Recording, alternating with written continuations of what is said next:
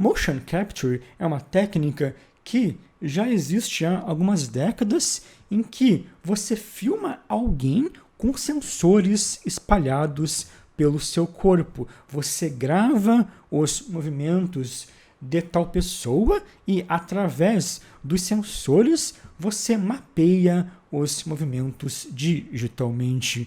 Você consegue trabalhar nisso como uma base para construir uma animação mais realista. O motion capture, na verdade, é uma espécie de rotoscopia digital. A rotoscopia é uma técnica de animação bem clássica, criada por um cara chamado Max Fleischer, em que você filma uma imagem e depois redesenha os frames dessa filmagem para fazer uma animação mais realista com os frames exatos desenhados. Em 1914, o Max Fleischer já fazia isso. Nos anos 30, quando a patente dele expirou, a Disney começou a usar isso nas suas animações também. Então, o motion capture parte dessa lógica,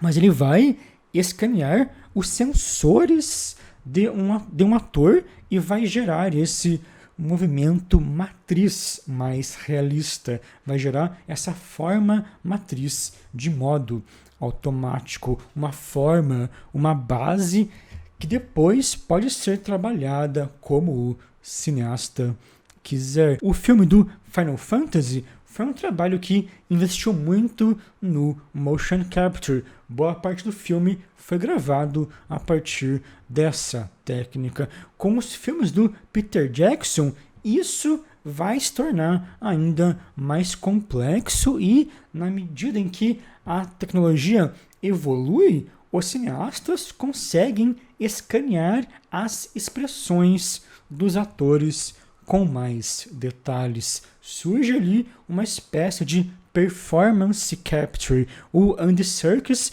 por exemplo, é um ator bastante conhecido por fazer papéis através dessa captura de performance. Como a captura de movimento é uma técnica que vai juntar essas duas dimensões, vai juntar a dimensão fotográfica ali do ator sendo filmado com a dimensão gráfica daquela máscara digital ou daqueles moldes digitais que vão ser inseridos em cima do ator, como essa técnica vai tornar a natureza da imagem final mais ambígua, os autores do livro propõem uma nova definição para essa imagem, uma definição que eles chamam de animagem. Um filme como o Tintin, do Spielberg, não é nem 100% animação e nem 100% imagens gravadas com uma câmera. É uma animagem, é uma terceira imagem gerada a partir dessa junção entre imagem fotográfica e entre imagem gráfica. Os autores dizem que com a animagem, a separação técnica entre fotografia real e cinema de animação se encontra apagada.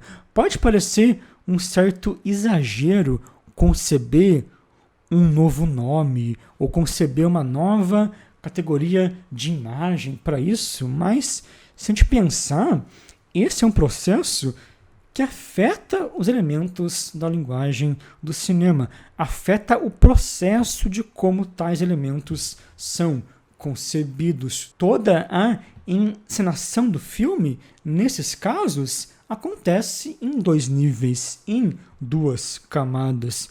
O cineasta dirige os atores com os sensores e depois constrói a cena digitalmente. Existe um nível de representação que é alcançado com a gravação propriamente e outro nível que é alcançado com essa composição digital.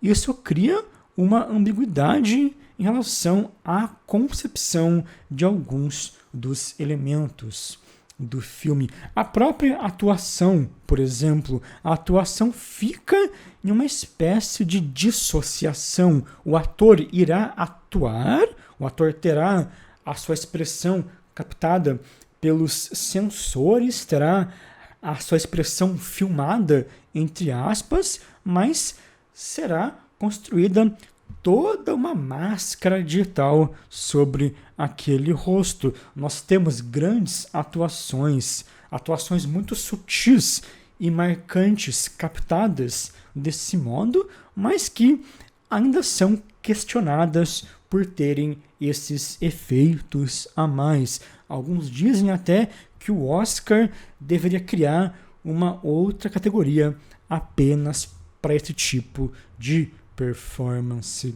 Além da questão da atuação, toda a questão gráfica do cinema, toda essa natureza gráfica como um todo esse aspecto que vai além do motion capture e diz respeito aos elementos gráficos de um filme, aos efeitos inseridos ali, toda essa natureza gráfica concebe atualmente algumas obras que são filmes, mas que também soam como animações. O Fincher e o Zemeckis se utilizam disso de modo um pouco mais pontual, mas a gente pode pensar, por exemplo, em alguns filmes de herói, ou pensar mais em um certo cinema de tela verde, cinema de chroma key, né? Em tais filmes que dependem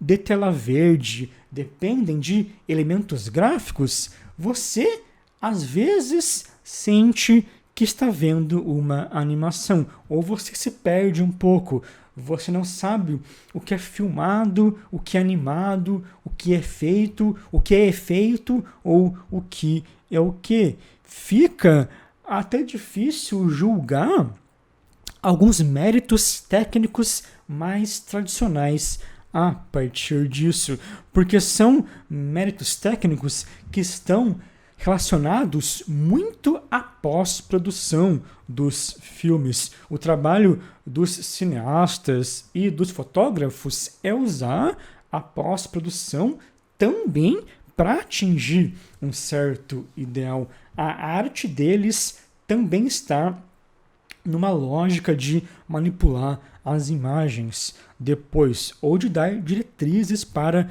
pessoas, para profissionais manipularem as imagens depois. Os filmes do Zack Snyder também são um ótimo exemplo disso. São trabalhos que possuem uma aparência gráfica bastante pesada. Muito da construção estética dos filmes se deve a um processo pesado de pós-produção.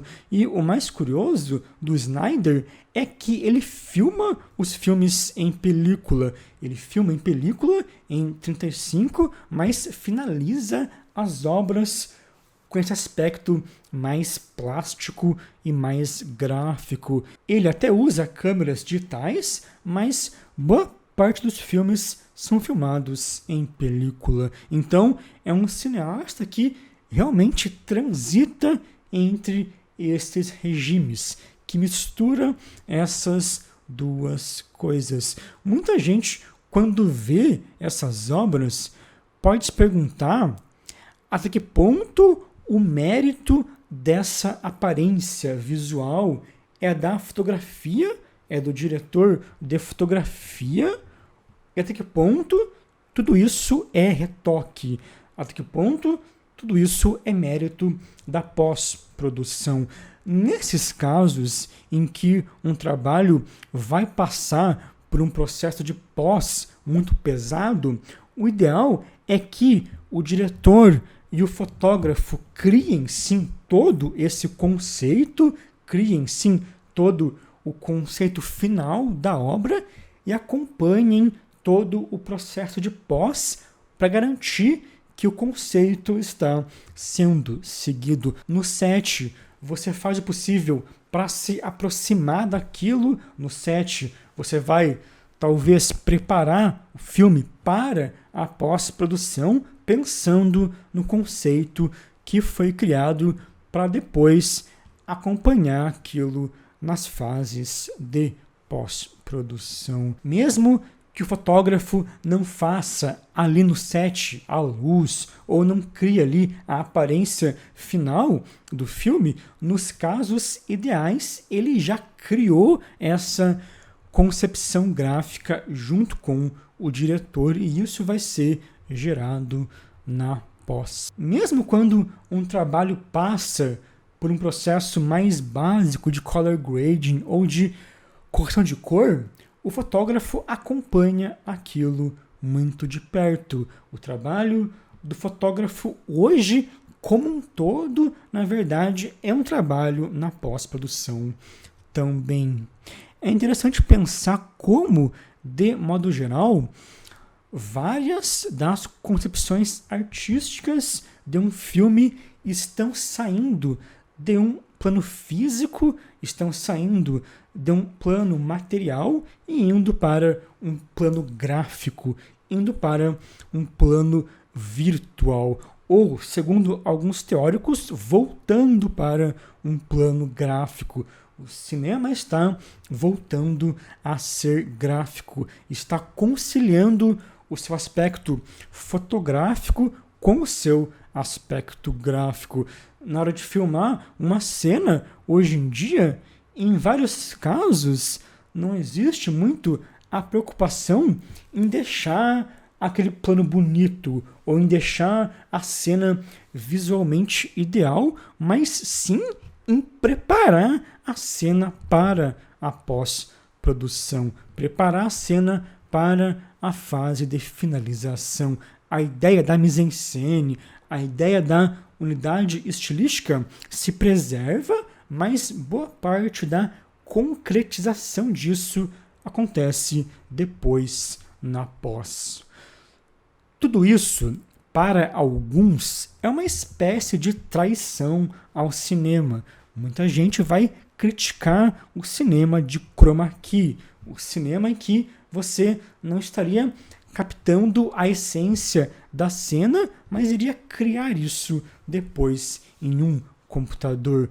O processo do cinema, com isso, perde um pouco do seu romantismo até, mas outros são muito abertos a tudo isso e se utilizam de tais processos a favor do cinema e, de qualquer forma, o que importa no cinema é o que você vê na tela, é o resultado final de tudo aquilo. O cinema é uma mentira em todos os aspectos e tais formatos reforçam essa ideia ainda mais. Então, tudo isso, no fim das contas, depende muito do processo de cada cineasta. Alguns, como o Fincher, assumem essa mentira com todas as letras. Não fazem questão nem de ter sangue real nas cenas. São cineastas totalmente